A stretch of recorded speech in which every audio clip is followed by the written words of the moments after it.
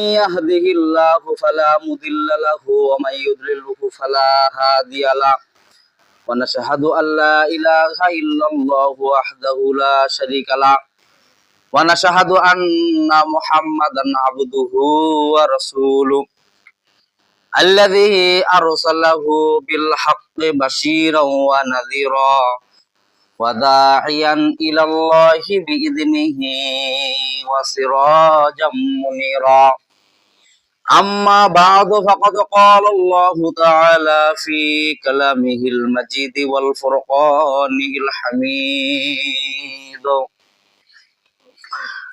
فأعوذ بالله من الشيطان الرجيم بسم الله الرحمن الرحيم والمؤمنون والمؤمنات بعضهم أولياء بعض يأمرون بالمعروف وينهون عن المنكر ويقيمون الصلاة ويؤتون الزكاة ويطيعون الله ورسوله أولئك سيرحمهم الله إن الله عزيز حكيم وقال الله تعالى في كلامه المجيد والفرقانه الحميد أعوذ بالله من الشيطان الرجيم إن الله وملائكته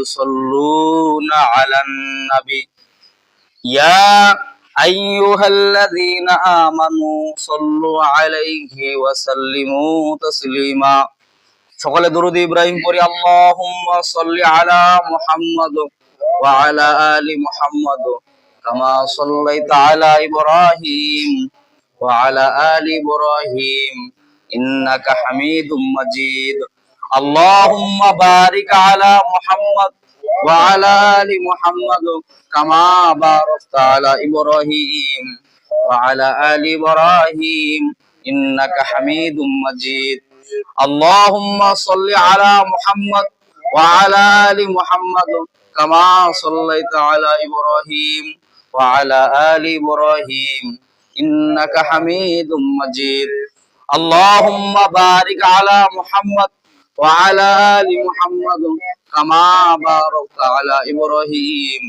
وعلى آل إبراهيم إنك حميد مجيد بلغ الأولى بكماله হাসনাতু জামিউ খিসালিহি সাল্লু আলাইহি ওয়া আলিহি পড়েন বালাগাল উলা বিকামালিহি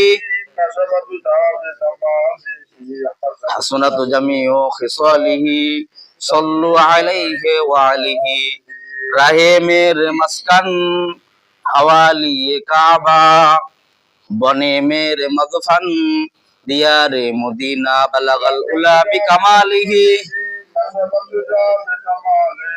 হাসনাতু জামিউ খিসালিহি সাল্লু আলাইহি ওয়া আলিহি ঈমানের পথে অবিচল থেকে আমার মরণ যেন হয় বলেন আমিন কোরআনের পথে অবিচল থেকে আমার মরণ যেন হয় তোমারই কাছে মিনতি আমার তোমারই কাছে মিনতি আমার ও গো মহিম দয়াময় রসুলের পথে অবিচল থেকে আমার মরণ যেন হয় ইসলামের পথে অবিচল থেকে আমার মরণ যেন হয় তোমারই কাছে মিনতি আমার তোমারই কাছে মিনতি আমার ও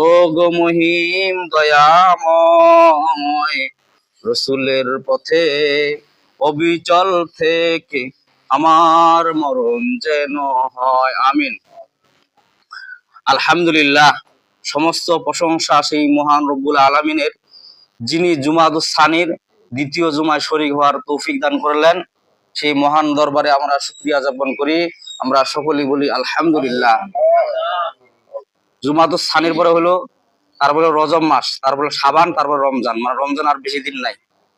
মানে এই 2 মাসের মতো আছে, 2 মাস কি 3 মাসের কাছাকাছি।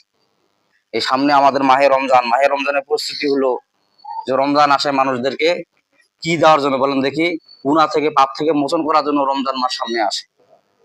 রমজান এটা এমন একটা মাস, যে মাসটা বিশ্বনবী যে হাদিসের মধ্যে উল্লেখ করে যা বলতেন যে যে ব্যক্তি রমজান পাইলো, রমজানের মধ্যে গুনাহ মোচন করতে পারলো, তার মতো ভাগ্যবান আর কেউ নাই, বলেন না সুবহানাল্লাহ।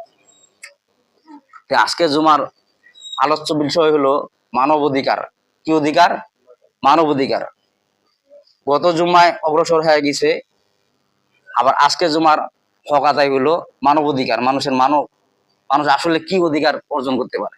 এই অধিকার শুধু খালি পুরুষদের জন্য না নারীদের জন্য? বলা হচ্ছে উভয়দের জন্যই মানব অধিকার। আল্লাহ পাক সূরা যে নাজিল করছেন, আমি যে আপনাদের সামনে আয়াতে কারিমা তেলাওয়াত করেছি, সূরা তওবার ৭১ নম্বর আয়াত। এই সূরাটা 10 পারায় অবস্থিত, 9 নাম্বার সূরা। এই সূরা আল্লাহ পাক যখন নাজিল করেন, বলা হয়েছে বিসমিল্লাহ ছাড়াই নাজিল করেছেন, বলেন না সুবহানাল্লাহ। আরো অসংখ্য সূরা যে নাজিল করেছেন আল্লাহ পাক। কোরআন শরীফের মধ্যে সূরা কয়খানা বলেন দেখি? 114টি। আয়াত আছে 6666টি আয়াত। 114 খানা সূরা আল্লাহ পাক নাজিল করলেন। নাজিল করার ভিতরে তাহলে সূরা তওবা যে বিসমিল্লাহ ছাড়া নাজিল করলেন, তাই বলে কি 114 খানার মধ্যে কি বিসমিল্লাহ নাই? আছে, 114টিও বিসমিল্লাহ আছে, বলেন না সুবহানাল্লাহ। সূরা তওবার শুরুতে বিসমিল্লাহ নাজিল করেন নাই, ঠিক আছে, কিন্তু মাঝখানে বিসমিল্লাহ ঢুকাই দিয়েছেন, বলেন না সুবহানাল্লাহ। মানে আল্লাহ পাক বলতেছেন যে আমি বিসমিল্লাহ দিয়া যে কোনো কাজ শুরু করবা, তোমরা কি দিয়া? বিসমিল্লাহির রহমানির রহিম, বিসমিল্লাহ বলতে শুরু করবা। আর বিসমিল্লাহর মধ্যে যখনই আপনি শুরু করবেন, তখন ওই কাজের মধ্যে কি পাবেন? বরকত পাবেন, আল্লাহ তাআলার রহমত পাবেন। আর যারা বিসমিল্লাহ বলে কাজ শুরু করে না, তারপরে মানে কি বুঝায় যে আমরা গাঁজা খামো, বিড়ি খামো, বিসমিল্লাহ কয়া লাগে না, বলেন না নাউজুবিল্লাহ। এটা তো কোনো প্রশ্নই আসে না, এটা তো হারাম। হারাম কাজে আপনি বিসমিল্লাহ কেন ব্যবহার করবেন? যত হালাল রকম কাজ তখন আমি বিসমিল্লাহ আপনি ব্যবহার করবো, ঠিক না? খানা খাবেন বিসমিল্লাহ, কোন একটা আল্লাহ তাআলার কোন একটা কাজ শুরু করলেন, আপনি বিসমিল্লাহ বলে শুরু করলেন। বলা হয়েছে যে যে ব্যক্তি বিসমিল্লাহ বলে কাজ শুরু করে, তার কাজের মধ্যে আল্লাহ তাআলা বরকত দান করেন, বলেন না সুবহানাল্লাহ। অগণিত দরুদ। বিশ্বনবী মানবতার নবী, জিনাকে তৈরি না করলে আল্লাহ পাক কিছুই তৈরি করতো না। আল্লাহুম্মা সাল্লি সালাতান কামিলান ওয়া সাল্লি সালামান আলা মুহাম্মদ। একটু সকলে আওয়াজ করে বলি সাল্লাল্লাহু আলাইহি ওয়াসাল্লাম। আমি আপনাদের সামনে যে আয়াতে কারিমা তেলাওয়াত করেছি, বলেন দেখি কোন সূরা? সূরাতুত তওবা। সূরা তওবা। আমি আপনাদের সামনে যে আয়াতে কারিমা করেছি, এই সূরার নাম হলো সূরা তওবা। আর যে আয়াত তেলাওয়াত করেছি সেই আয়াত হলো ৭১ নম্বর আয়াত। কত নম্বর আয়াত? ৭১ নম্বর আয়াত। ৭১ মনে হয় বুঝেন না নাকি? ৭১, ৭২, ৭৩ আছে না?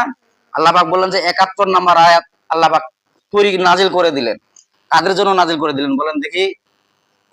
সমস্ত মুমিন যারা এবং মুমিনাত যারা, তাদের জন্যই আল্লাহ পাক সূরা তওবার ৭১ নম্বর আয়াত নাজিল করে দিক নির্দেশন দিচ্ছেন, বলেন না সুবহানাল্লাহ। কোরআন এটা এমন একটা জিনিস, এটা ওই যে ক্যাটালগ বলেন না, গাইডলাইন। ক্যাটালগ মানে কি? মানে আপনি কিভাবে চলবেন, কিভাবে খাবেন, কিভাবে বেড়াবেন, কিভাবে আপনি উঠা বসা করবেন, সবকিছু এই ক্যাটালগের মধ্যে দেওয়া আছে, জীবন বিধানের মধ্যে দেওয়া আছে, বলেন না সুবহানাল্লাহ। যেমন একটা আপনি বাজার থেকে একটা মোবাইল নেন, মোবাইল নেওয়ার পরে মোবাইলের সাথে একটা চার্জার দেয়, একটা ব্যাটারি দেয়, একটা ইয়ারফোন দেয়, আরো অন্য কিছু ভিন্ন দিলে দিতে পারে। তার সাথে আরেকটা স্পেশাল জিনিস দেয়, সেটা কি বলেন দেখি? একটা গাইড বই দেয়। গাইড বই দেয়, তার মানে ওটা কি? যে কোনটা বাটন চাপলে কি হবে, কি চাপলে কি হবে না হবে, ওটা দিক নির্দেশনা দেওয়া আছে, বলেন না সুবহানাল্লাহ। তেমনি ভাবে আল্লাহ পাক কোরআন শরীফ নাজিল করলেন, মানুষের ক্যাটালগ, মানুষের একটা গাইড বই নাজিল করলেন। বলেন তো দেখি, যদি নৌকার মাঝিকে যদি হেলিকপ্টার চালানো দেওয়া হয়, খুব পারবে নাকি?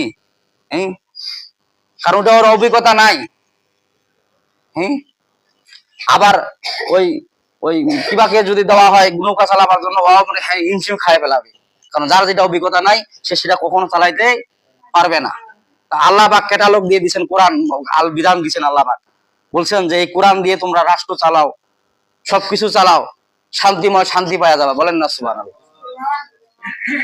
আল্লাহ পাক সূরা তওবার ৭১ নম্বর আয়াতে বলতেছেন, আল্লাহ পাক বলতেছেন ওয়াল মুমিনুনা ওয়াল মুমিনাতু বাযুহুম আউলিয়াউ বাযিন। আল্লাহু আকবার। আল্লাহ পাক ওয়াল মুমিনুনা, হে ঈমানদার মুসলমানগণ, ওয়াল মুমিনাতু, হে ঈমানদার নারীগণ। মানে আল্লাহ পাক কি বলতেছেন? যে হে ইমানদার মোমেনগণ, হে ইমানদার নারীগণ, এখানে পুরুষকে বাদ দেয় নাই এবং নারীকেও বাদ দেয় নাই। আল্লাহ পাক বলতেন যে ইমানদার পুরুষেরও যেমন দায়িত্ব, নারীরও কেমন দায়িত্ব। আল্লাহ পাক বললেন বা আদুহুম আউলিয়া ও বা তোমরা পরস্পর একজন একজনের বন্ধু ইসলামের খাতিরে, বলুন না সুবহানাল্লাহ। আল্লাহ পাক বলছেন ওয়াল মুমিনুনা ওয়াল মুমিনাতু বাযুহুম আউলিয়াউ বায, হে ঈমানদার পুরুষগণ, হে ঈমানদার নারীগণ, তোমরা একে অপরের বন্ধু কিসের খাতিরে বলেন দেখি? ইসলামের খাতিরে। মানে কি? একে অপরে সহযোগিতা দিয়ে ইসলাম কায়েম করবা, বলেন না সুবহানাল্লাহ।